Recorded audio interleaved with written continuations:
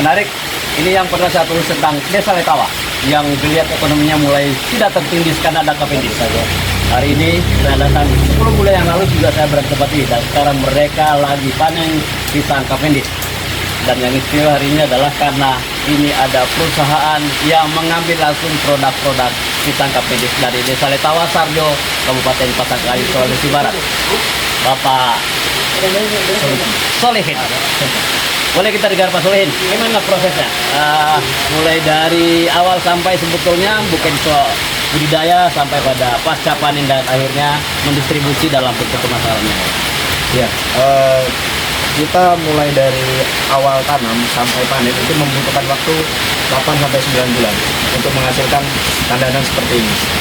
Nah, jadi pohon pisang itu mengeluarkan jantung di umur 5 bulan. Nah, di umur 3 bulan setelah keluar jantung itu udah siap panen. Nah, ini pisangnya. Kalau distribusi pasarnya kemana saja? Distribusi kita ke Bali, Pak, Surabaya. Oke, ke Bali, Surabaya, Jabodetabek, dan ada yang keluar juga, Pak. ekspor ada sudah? Sudah, Pak. Sudah. Kemana Ke saja? Korea, Pak. Ya, ekspor juga ke Korea. Ya, ke Dari Korea dan Timur Tengah, Pak. Bagaimana persaingan Cavendish kita dengan negara-negara lain? Sebenarnya Cavendish kita banyak dilirik, Pak. Kenapa kita nih diuntungkan sebenarnya ya? Karena memang tidak kenal musim, Pak, di Indonesia, Pak. Ya. Kalau khusus untuk Sulawesi Barat, gimana pisangnya? Wah, luar biasa ini potensi Sulawesi Barat ini, luar biasa. Dan saya tertarik juga nih, Pak, untuk mengembangkan di Sulawesi, Pak. Ya, potensinya luar Sudah biasa. berapa banyak di Sulawesi Barat? Untuk di Sulawesi Barat sudah 20 hektar. 20 hektar sudah di Sulawesi Barat, sudah dikembangkan. Dan yang menariknya adalah produk dari Sulawesi Barat. Cavendish Sulawesi Barat itu salah satu yang kualitas bagus, ya, kualitas bagus, di antara kualitas unggul. Oleh karena itu, ini akan menjadi pemantik ekonomi baru, ekonomi tentang rakyatan. Karena mereka ini, coba lihat, bersama-sama mereka semua ini adalah aktivitas ekonomi baru. Ini ada salah satu petaninya, Hasan. Mari kita dengarkan apa keuntungan setelah ada pisang Cavendish di sini, Pak Hasan. Ya, alhamdulillah setelah adanya pisang Cavendish ini seputaran ekonomi Ya. masyarakat itu sangat menjanjikan karena banyak tenaga-tenaga kerja yang kita bekerja untuk mendapatkan pendapatan baru seperti itu. 22 biji. Ini kira-kira berapa kilo ini kira-kira ya? 3,5 kilo. Coba bayangkan di satu tandan ini ada satu sisir tadi. Satu sisir ini ada 22 biji pisang Cavendish. Ya, kira-kira kalau di kilo mungkin 3,5 kilo. Dan ini baru satu sisir. Bisa dibayangkan dalam satu tandan ada berapa sisir biasanya? 11 sampai 12 sisir. Ada 11 sampai 12 sisir di dalam satu tandan. Dan 1 hektar itu kita bisa menanam pisang Cavendish sebanyak 2.000 batang. 2.000 pohon. Ya, 2.000 pohon.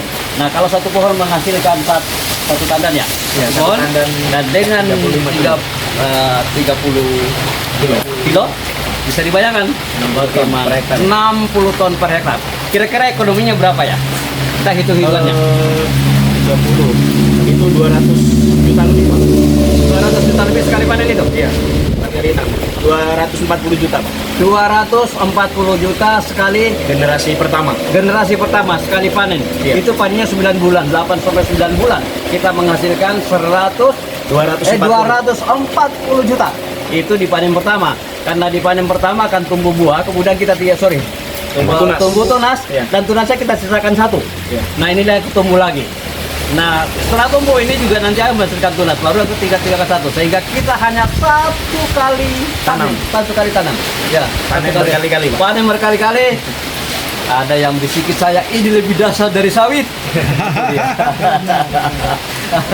Jadi ini menarik. Cepat kita dapat 9 bulan kita sudah bisa menghasilkan, dan kemudian kita tidak menanam lagi karena itu generasi keduanya bisa kita tumbuhkan satu lagi dan berikutnya selanjutnya, sehingga kita tinggal hanya sekali tanam di pertama dan seharusnya kita tinggal menghasilkan, dan menghasilkannya itu bukan hanya ini, kita punya keripik apa itu, ada ini, wah di juga yang dari hijau, yang dari kuning ini berubah menjadi coklat dan brandnya. Oh, brandnya ini ada keripik Lopa Cavendish, keripik pisang dari pisang Cavendish. Dan lihat, ini ada punya orang lokal punya dampok pisang sale. Iya, jadi pisang sale. Kemudian yang ini juga Varian rasa, Pak. Varian rasa ya, sudah Iya, varian rasa. ini Ini yang juga ini dampok. dampoknya. Ini adalah ini kreativitas UMKM di sini langsung. Dan satu lagi informasi yang menurut saya sungguh menarik adalah mereka bekerjasama dengan MBG makanan bergizi gratis. Pisang Cavendish yang sebelah bawah ya. bagian sisir. Buah-buah kecilnya, bagian sisir Yang nggak masuk pasar, Pak. yang tidak masuk pasar itu kerjasama dari MBG untuk memberikan makanan buah yang sehat ke anak-anak sekolah yang masuk berkelas. Dan saya kira akan banyak sekali efeknya. Oke. Untuk besarnya untuk ibu hamil ini sangat cocok begitu, karena itu bisa di sini akan berdampak banyak sekali, pasarnya bagus, ekonomi akan berkembang, dan mari mendukung budidaya dan bisnis kita Cavendish khususnya di Sulawesi Selatan dan seluruh Indonesia, karena banyak varian produk yang bisa kita hasilkan. Ada pisang sale, ada keripik pisang, dan beberapa varian lainnya bisa kita hasilkan dari pisang Cavendish. Oke, sekian dari Letawa, sebuah desa yang dilihat ekonominya mulai tidak tertindis karena ada Cavendish. Sekian, Assalamualaikum warahmatullahi wabarakatuh. 2, 3. Ya, sebagai komoditi yang orientasinya adalah bisnis dan ekspor, tentu saja seluruh prosesnya dijaga betul kualitas. Salah satunya kita mulai dari apa istilahnya ini? Handing Pak. Handing, Pelepasan sisir dari tandan. Sisir dari tandan. Nah, prosesnya seperti ini. Menggunakan alat sederhana namanya handling. Handling. Nah, handling ini kemudian dipakai untuk melepaskan sisir ini dari tandannya. Nah, setelah ini lepas, kadang juga harus hati-hati supaya tidak terluka yang lainnya, tidak cacat. Nah, ini dibawa ke sini. Ini kolam pertama fungsinya apa ini, Mas? Di sini selektor Pak, seleksi. Ya. Di sini diseleksi mana yang masuk ke grid kita Pak. Iya, Kita ada bak kedua, itu yang sudah di grading. Nah itu proses grading. Setelah di grading, proses timbang Pak. Oke. Ya. Kalau seleksinya apa kategorinya? Kayak indikatornya apa? Kalau mulai di Di selektor ini dari pembersihan sisa-sisa tandan ini Pak. Di sisir. Oh, Iya. Coba lihat yang. Nah ini setelahnya dibuang. Nah, ini ya. Ya. Jadi Lepas Pak, sisa-sisa tandan dari ini Pak. sisa-sisa tandan ini yang masih tersisa dari proses yang Tandan. tadi ini dipotong ya. Iya, Pak. Nah, ini. Ya. Wah, ini benar ya. Ya, lepas biar rapi Pak. Nah, biar rapi. Iya. Tapi merapikannya jangan sampai di sini. Iya. Karena ini kena tangan bahaya. Pisangnya. Oke, jadi ini mulai ini ada, kenapa ada apa itu? Kita menggunakan air tawas Pak untuk Oh, air tawas. ya, perendaman pertama. Membuat ada apa ya? Gelembung-gelembung itu ya. Tujuan air tawas ini untuk menggumpalkan getah setelah dilepas dari tandan. Oke. Nah setelah itu masuk ke bak kedua. Oke, sebelum masuk ke bak kedua, teman-teman semuanya, nah ini ada proses selain membersihkan ini, ada proses pencampuran air ini dengan tawas. Gunanya adalah pertama untuk mengurangi gumpalan getah, aliran getah di sini, dan yang kedua adalah ikut membersihkan. Nah ini mulai di selain mulai bersih dibawa ke kolam kedua. Mari kita ke kolam kedua. Ya. Nah, bisa dilihat kalau di sana masih ada busa-busanya karena itu ada kandungan tawasnya. Tapi di sini sudah betul-betul saya sebut ini sudah masuk ke finish glowing. Wah, ini glowing. Ketawa para bosnya. Ini glowing. Kalau bandingkan dengan muka saya ini sudah mirip.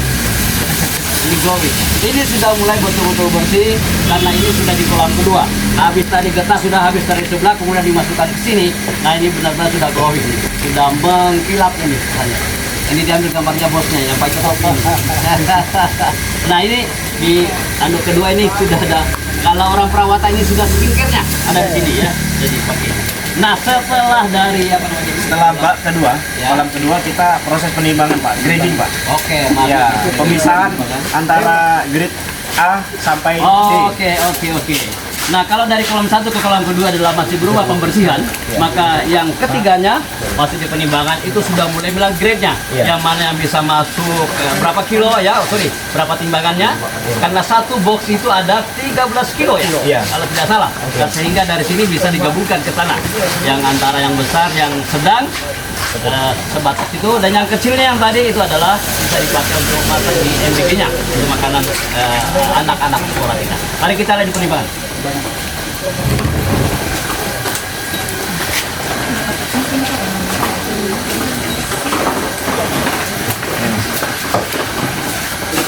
Ini Bu. Ibu sini, Bu. Ibu sini. Ibu situ. Sini, Mas. Oke. Ya ini proses grading Pak ya, penimbangan. Sekarang kita masuk di proses penimbangannya. Mari kita lihat. Ini ada timbangan ya, dan timbangan yang tentu terjaga kualitasnya. Kemudian pisang-pisang yang dari kolam kedua tadi, yang kolam yang kita bersih tadi, yang glowing tadi, dimasukkan ke sini untuk ditimbang. Silakan Mas. Ya, jadi kita di sini sudah mulai menentukan grade A-nya atau B-nya. Nah untuk grade A itu per 13 kilo Pak, itu 5 sampai 6 sisir, itu masuk grade A. Nah grade B-nya itu di 7 sampai 8 sisir itu masuk grade B. Patokan kita per 13 kilo tetap Pak. Grade-nya hanya 2 saja itu ya? Iya. 2 saja? Sampai ini Pak, 9-10 masuk ke C. Ya. 11-12 masuk ke D Pak. Oke. Ya, itu jadi grade-nya ada 4 ya? Ya. Jadi yang memang yang bijinya memang besar-besar itu kira-kira 6 sisir ya? Iya. Itu masuk di grade aja? Iya Pak. Jadi grade B-nya itu yang 7 sampai 8 sisir, kemudian grade C-nya itu 9, 10, dan yang di grade terakhir grade D-nya adalah yang sampai 11-12 sisir dalam satu box. Nah itu menentukan. Nah ini boxnya. Nah, kalau boxnya ini dikawal sama yang berkumis. Ini proses packing Pak. Nah sekarang proses packagingnya. Nah packagingnya setelah timbangan bagus dan grade-nya sudah selesai, A, B, C, D sudah ada 4 grade, masuklah di packagingnya. Mari kita lihat dos-dosnya sudah tersedia bagus nih.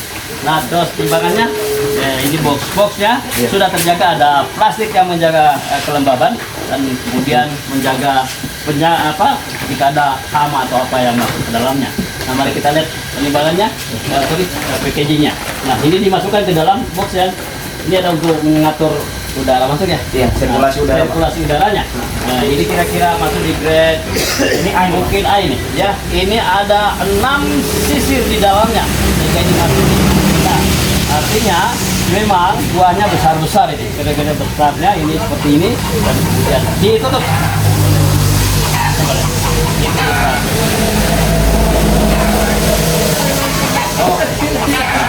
Nah, dilihat ini rapi, tinggal diangkat ke dalam gudang, dan kemudian nanti di berapa lama ini sampai di tempat. Anggaplah misalnya dari sini pasang kayu itu kira-kira 300-an kilo dari Makassar ya. Iya, langsung kita ke pelabuhan Pak. Kita langsung muat ke kontainer. Iya, langsung masuk ke kontainer. Jadi setelah proses selesai di petani, kita logistik ke pelabuhan Pak. Langsung ke situ. Iya. Setelah itu langsung kita kirim ke Jakarta. Jakarta dan Bali. kota-kota besar di Indonesia ya. Iya Pak. Nah, kedepannya memang selain dalam negeri itu akan ekspor, utamanya ke saya kira di negara Asia, bisa juga sampai ke Timur Tengah saya kira karena mereka butuhkan pisang kita dari kita yang banyak. Dan menariknya Indonesia adalah salah satu produsen pisang Cavendish yang terbaik dan terbaiknya lagi ada di Sulawesi Barat. Oleh karena itu menggembirakan sekali untuk masyarakat Sulawesi Barat. Tempat ini insya Allah akan menjadi pusat pengembangan bisnis karena jaminan pasar sudah tidak dilakukan lagi. Perusahaan nama perusahaan apa? CP Agripress Tropika. CP Agripress Tropika. Tropika itu mengambil langsung ke masyarakat dan kabarnya bukan hanya pisang Cavendish, konon juga adalah pisang barangan juga diambil oleh perusahaan ini. Dan ini artinya mitra antara pengusaha kemudian petani ini sudah mulai terjadi bagus. Jika memang regulasi pemerintah terus mendorong agar ekonomi rakyat tetap kita bisa andalkan dan menjadi pusat perkembangan baru komoditi-komoditi apa saja, dan salah satunya hari ini adalah pisang Cavendish. Gitu. Oke, salah satu hal yang penting di dalam usaha agribisnis itu adalah pembiayaan.